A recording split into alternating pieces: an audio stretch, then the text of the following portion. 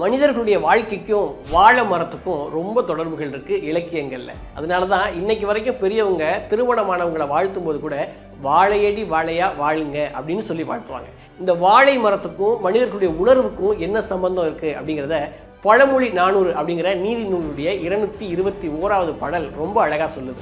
அந்த பாடலில் சொல்லக்கூடிய உணர்வு என்னன்னு பார்க்கறதுக்கு முன்னாடி அந்த பாடலுடைய வரிகளை பார்த்துடலாம் வாங்க. முன்னும் ஒரு கால் பிழைப்பு ஆன்றார் ஆற்றவும் பின்னும் பிழைப்ப பொறுப்பவோ இன்னிசை யாழின் வண்டு ஆர்க்கும் புனல் ஊற ஈனுமோ வாழை இரு கால் குலை.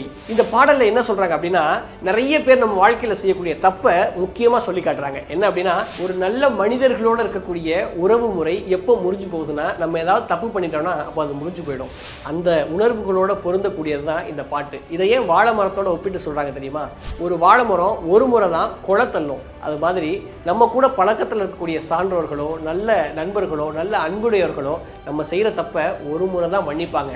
அதுக்கு மேலேயும் மன்னிப்பாங்கன்னு நினைக்கிறது வாழை மரத்தில் 2வது கொலையை எதிர்பார்க்கறதுக்கு சமம் அப்படின்னு ரொம்ப அழகாக மனிதர்களுடைய உணர்வை வாழை மரத்தோட ஒப்பிட்டு சொல்கிற இந்த பழமொழி 400 வாழ்க்கை பாடல் எல்லா மனிதர்களுடைய வாழ்க்கைக்குமே புரிஞ்சு போகக்கூடியது.